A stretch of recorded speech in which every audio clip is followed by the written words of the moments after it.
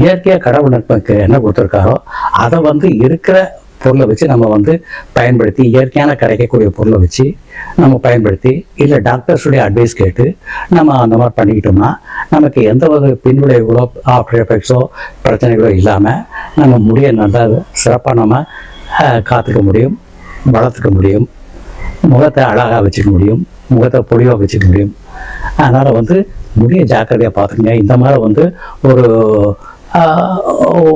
மோசமான ஒரு வாட்டுசே விட்னஸே as a ஒரு பார்பேரியன் ஆக்ட், ஒரு காட்டு முன்னாடி தரம்னு கூட சொல்லலாம். ஏன்னா நெருப்பில் கம்பியை காய்ச்சி தலையில் வச்சோம்னா என்னங்க சொல்கிறது? ஸோ அதெல்லாம் வேண்டாம். அதனால் வந்து இயற்கை உங்களுக்கு என்ன முடிய அமைப்பு இருக்கோ இருக்கட்டும், அதை அப்படியே விட்டுருங்க. வளரணுமா, முடி நிறைய அடர்த்தி வேணுமா, நான் சொன்ன மாதிரி வந்து கோகனட் ஆயில் போடுங்க. இல்லை வந்து இந்த மாதிரி டாக்டர்ஸ் ஹோமியோபதி டாக்டர்ஸை கேட்டு ஹோமியோபதி ஆயில் மாதிரி ஏதாவது யூஸ் பண்ணுங்கள். இல்லை வேறு ஏதாவது சிஸ்டத்தில் நல்ல ஆயில் இருந்தாலும் அதை வாங்கி பயன்படுத்துங்க.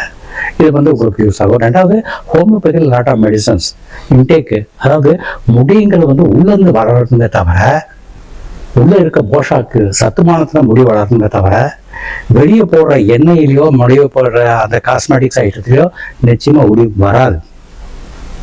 ஷூர்.